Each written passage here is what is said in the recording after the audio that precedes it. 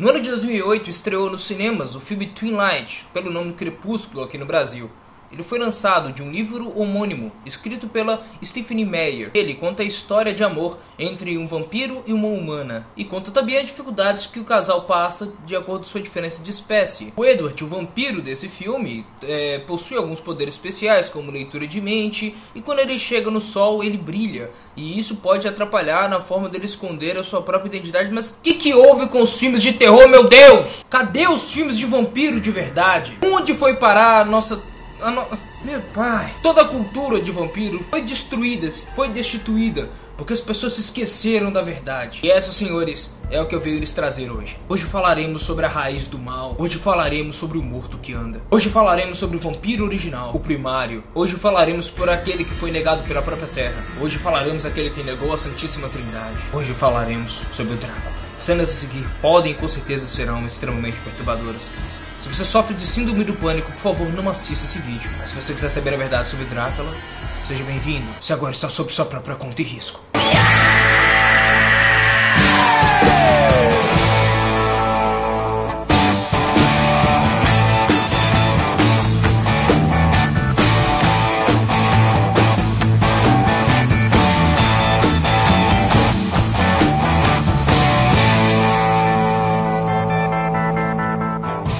Então é hora de tirar tudo aquilo que você acha que sabe sobre Drácula e refazer tudo de base da verdade. O Drácula não nasceu na Transilvânia. O quê? Pera. Rebobina aí, Saulo. Sim, o Drácula não nasceu na Transilvânia. Mas não vamos sair da Romênia, que é onde Transilvânia fica. Vamos para um vilarejo chamado Arenfu, que fica numa parte bem pobre da Romênia, a cerca de 180 km de Bucareste. Nossa, eu falo como se eu já tivesse ido lá, né? Lá nasceu um homem por nome de Vlad III Dracul. Ele era um conde, mas fazia papel de príncipe, porque ele defendeu o território romeno no século XV dos exércitos otomanos. O que é o exército otomano? O exército otomano, por ser pequeno, não fez tanto sucesso, mas fez sucesso bastante por causa da sua essência de violência. Os otomanos acreditavam que numa batalha, se um dos otomanos da frente, seu amigo otomano estivesse na frente e ele recuasse, você tinha permissão de matar ele, entendeu? Tipo assim, não foge da batalha não, maldito, não precisamos de covarde no nosso exército. Era um povo tão mau, mas tão mau, que era normal que eles invadissem vilarejos, estuprassem crianças e mulheres e homens. Não tô brincando. Entendeu? Era estuprando todo mundo. Era criança, mulher, homem, bezerro, vaca, ovelha. E eles matavam todo mundo. Eles não faziam prisioneiros. Se eles faziam prisioneiros, eles faziam de escravos, no máximo. Eles destruíam. O exército otomano era muito... Cara, ele era muito violento, velho. Só posso falar isso pra vocês.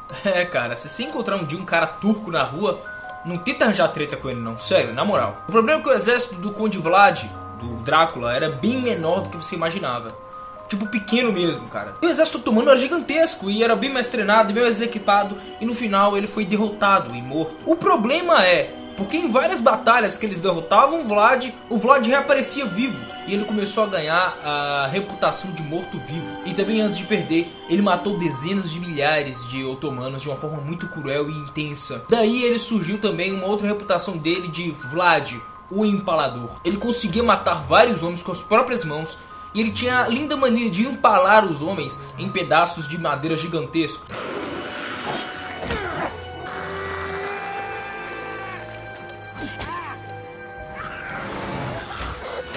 Dizem as lendas que ele era tão violento, mas tão violento, que a única explicação dele ser assim seria que ele foi criado na infância por um exército turco. Ele sabia lutar contra os turcos porque foi criado na infância pelos turcos.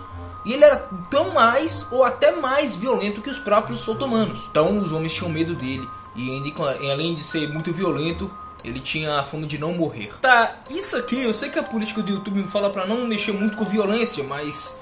isso é um vídeo de terror e com história, e eu tô falando a verdade, então vamos embora pra verdade. O filme que fizeram do Drácula, A História Não Contada, em 2014, mostra ele empalando as pessoas com um pedaço de madeira gigantesco, enfiando a barriga da pessoa e levantando pro alto. Mas na verdade, o que ele mais gostava de fazer era empalar as pessoas pelo ânus.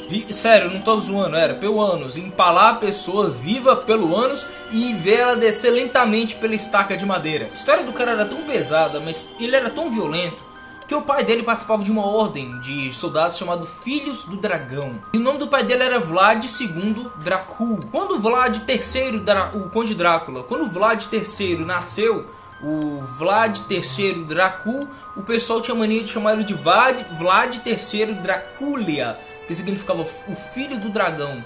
Vlad, o Empalador, filho do dragão. Daí ele veio com o nome de Drácula. Só que lá na Romênia, Draculia, filho do dragão, não é um dragãozinho bebê. Draculia, citado na Bíblia da Romênia, é o diabo. Exatamente, o cara era tão mau que o apelido dele era literalmente Drácula, que significa diabo. A lenda do Drácula é tão soberba e tão grande que hoje ela é a lenda mais escrita, descrita e reproduzida em filmes, livros e etc. Só perde pra Bíblia. É muita gente falando do Drácula.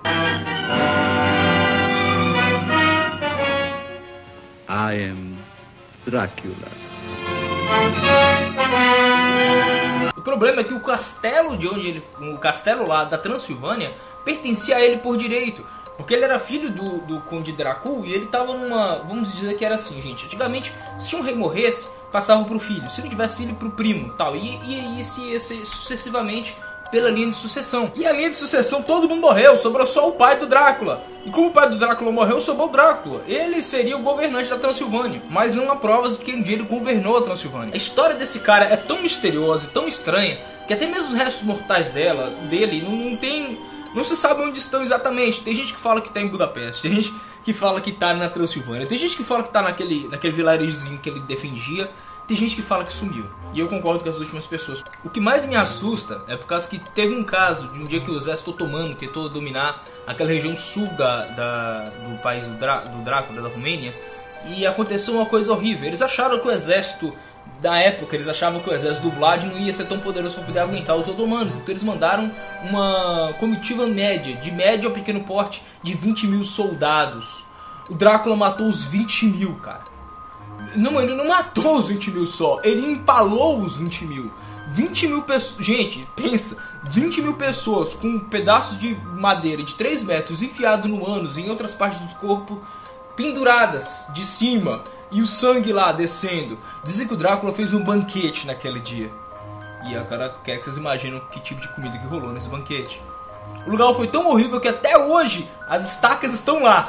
E lá é conhecido como a Floresta dos Empalados. Um fato muito estranho que aconteceu com Drácula é que depois que ele foi derrotado, quando eu falei no início do vídeo, o sultão que estava fazendo o ataque dos otomanos ao exército do Drácula conseguiu derrotar ele e perdeu milhares de soldados. Mas no final eles conseguiram matar o Drácula e levar a cabeça para o sultão. E o sultão pegou a cabeça do Drácula e expôs para o exército: vencemos o filho do diabo, o filho do dragão, yeah! Então galera, essa cabeça sumiu. Não, eu não tô exagerando, é verdade, a cabeça sumiu. Tipo, deu um fuzuelar e sumiu. Só isso, Não. Cara, isso é impossível, velho. Como que a cabeça de alguém some? Não só a cabeça, o sultão que fez isso sumiu. Cara, tipo...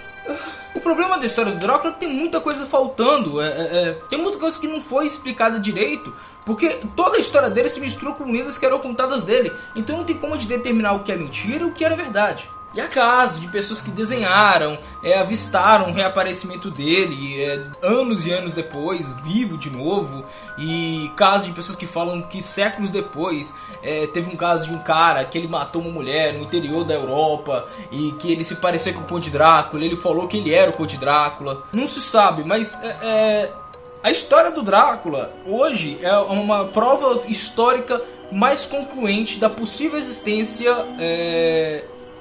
atual ou da passada existência de vampiros. Essa passada existência eu gastei demais agora. Tem muita coisa que colocar, né, cara? Tipo assim, a coisa é tão pesada, mas tão pesada que ele gerou não só a lenda do Conde Drácula, esse Vlad, como também gerou a lenda do Nosferatu. Tem gente que fala que ele era o Judas que reencarnou, entre outras lendas que são muito torneadas na sua história. Mas só coisa que a gente sabe é que ele era viciado em sangue, ele amava sangue. Ele era um ato provocado até pelos mesmos turcos, beber e comer partes do corpo dos outros, de outros inimigos, é claro. Bem, aí é a história do Drácula. Se eu esqueci de citar alguma coisa sobre a história dele, coloque aí na barra dos comentários, tá bom? Eu vou estar... pra deixar esse vídeo mais rico. Se tiver algum tipo de lenda, sugestão, monstro, creepypasta para eu poder fazer um vídeo, deixe nos comentários. Talvez eu traga a história que você pedir e talvez eu te ajude numa situação difícil. Mais uma vez eu serei eternamente grato. Bem, e essa foi a verdade do Conde Drácula. Câmbio, desligo.